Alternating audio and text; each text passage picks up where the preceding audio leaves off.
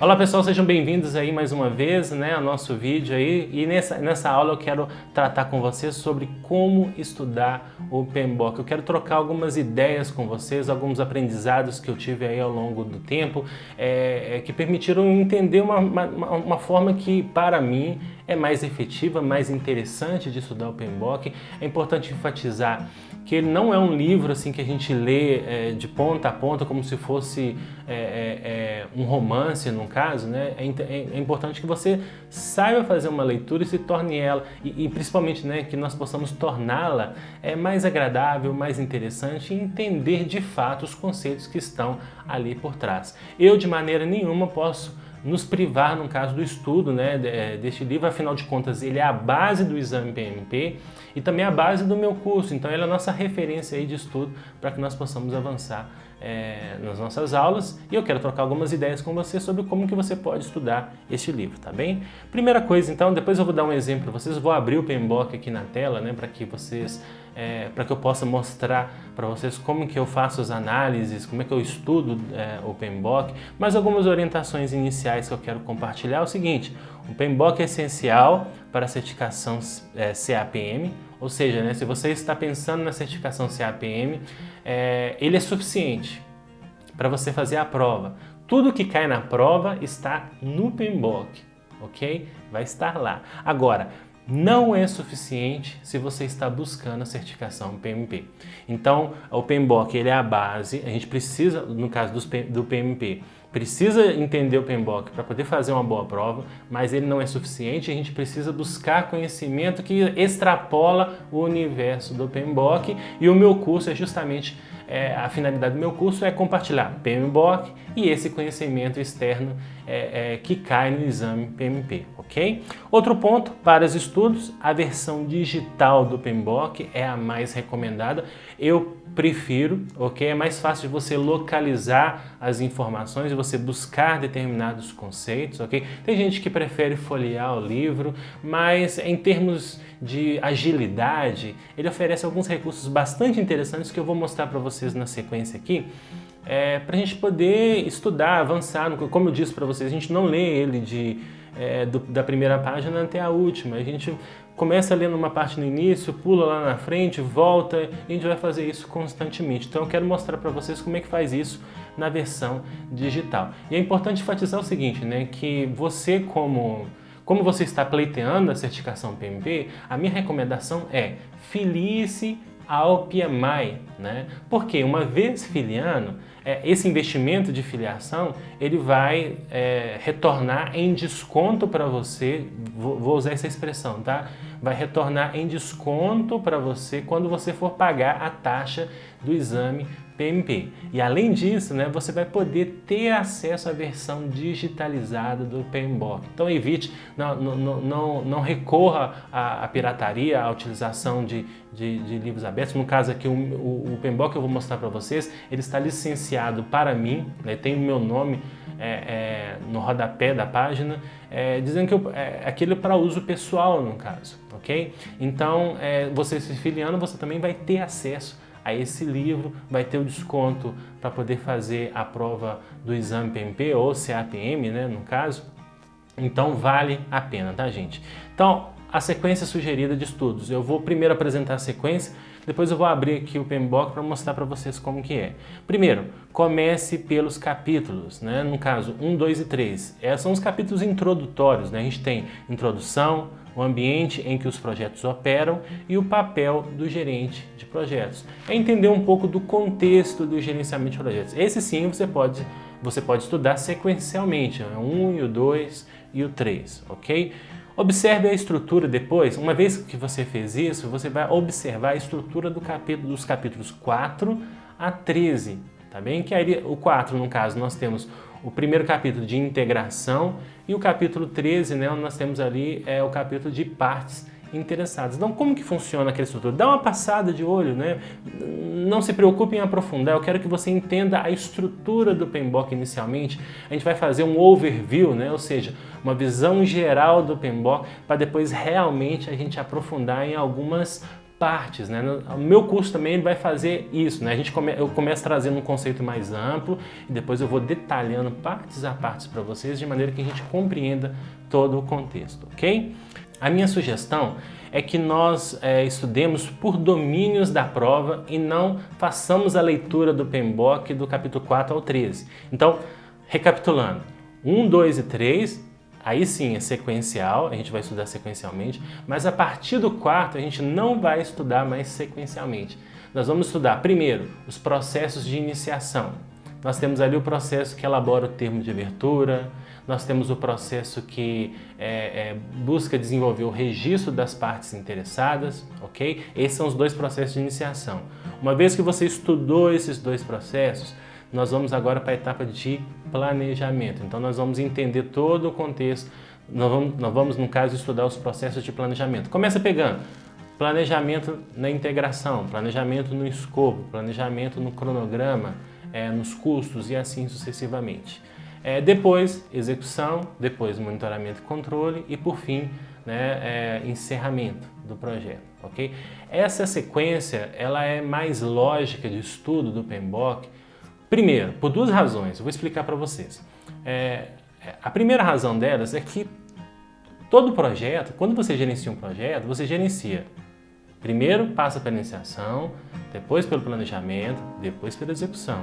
Não tem ninguém que gerencia projeto assim, eu gerencio o escopo, depois eu gerencio o cronograma, depois eu gerencio os custos, ok? Então isso é um fator. Então facilita mais o entendimento do contexto de projetos, quando você segue essa rotina, essa ordem de estudos, pegando primeiro ali o que é feito na iniciação, o que é feito no planejamento, o que é feito na execução, ok? Ou seja, quais são os processos sugeridos para cada uma dessas etapas. Essa é uma razão. A segunda razão é que a própria prova do PMI, o exame PMP, ela está organizado dessa maneira. Nós chamamos, no caso, de domínios da prova.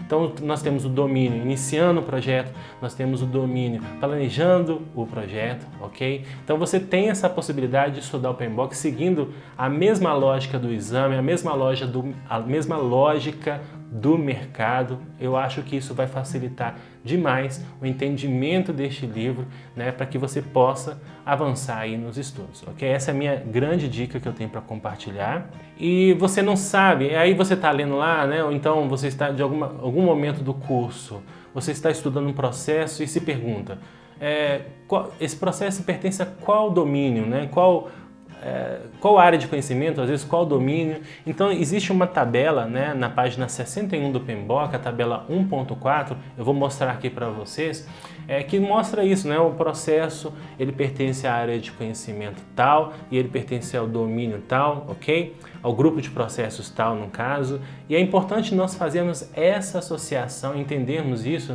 Vocês vão perceber, por exemplo, que processos de monitoramento e controle, normalmente, eles começam com a palavra monitorar, ou então com a palavra controlar. Processos de execução vão começar com a palavra gerenciar, ok? Processos de planejamento com a palavra planejar, mas eu tenho, por exemplo, o processo criar EAP, que não começa com planejar, mas é um processo de planejamento.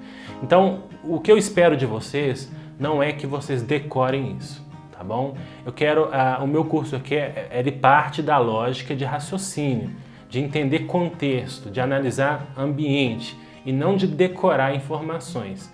A questão de decorar isso é uma consequência, não tem que ser o nosso objetivo, ok? Principalmente porque o exame PMP ele não enfatiza aspectos de decoreba, de você saber qual processo pertence a qual domínio, a qual área de conhecimento. Isso tem que ser uma evolução natural, tá bom?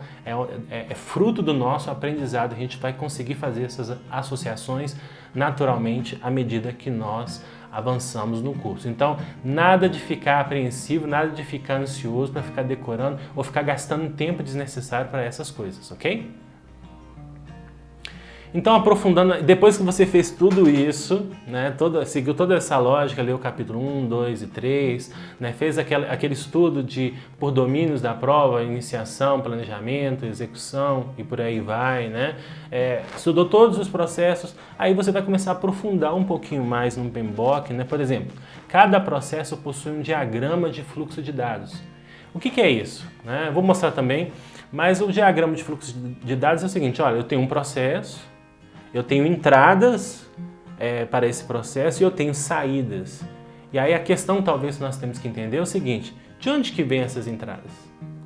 E para onde vão essas saídas geradas por esse processo? Então esse diagrama de fluxo de dados, ele permite a gente fazer essa visualização. Mais uma vez, não é questão de decorar, e sim de entender, né, como é que funciona esse fluxo, ok?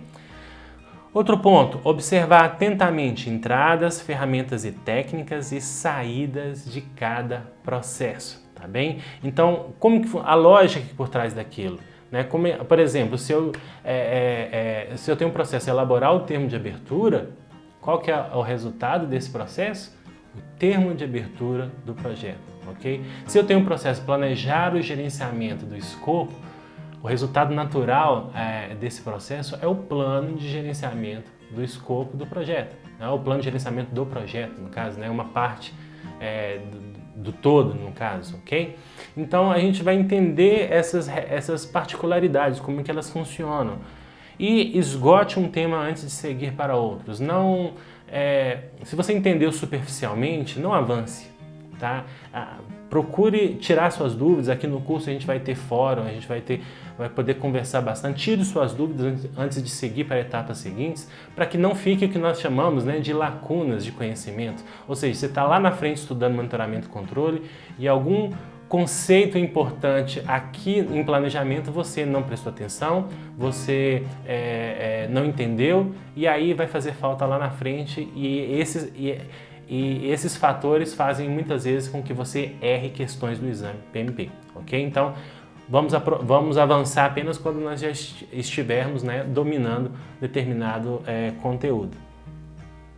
É lógico que esse domínio não vai ser pleno, total, ok? Mas é importante que você leu, entendeu, né, o que você leu. Se você não entendeu, investigue, pesquise, para que só depois disso você avance para a etapa seguinte, tá? Quando o PMBOK já se referenciou a um assunto anteriormente, você observará a expressão descritos na seção tal, né? Vai especificar onde que já foi falado isso. Por que isso? Porque o PMBOK ele é muito prolixo, né? Nós temos muitas informações que se repetem ao longo. É claro isso, né? Isso é normal. Você tem ferramentas e técnicas, você tem entradas, saídas de processos que vão se repetindo, acontecem em vários processos, e o PMBOK não vai ficar repetindo aquele conceito dezenas de vezes. Então simplesmente vai dizer o seguinte, olha, conforme descrito na seção tal, e aí se você não lembra aquele conceito, vai lá naquela seção que você vai visualizar esse conceito para poder entender aquele conceito. E se tiver alguma informação agregada, né, se a gente tiver aqui mais informações, às vezes traz um conceito, mas como eu estou tratando de um outro ambiente, de um outro cenário, ele acrescenta às vezes alguma informação para compreender aquele fator, né? Aquela questão que nós estamos estudando, ok? Então observem isso, tá bom?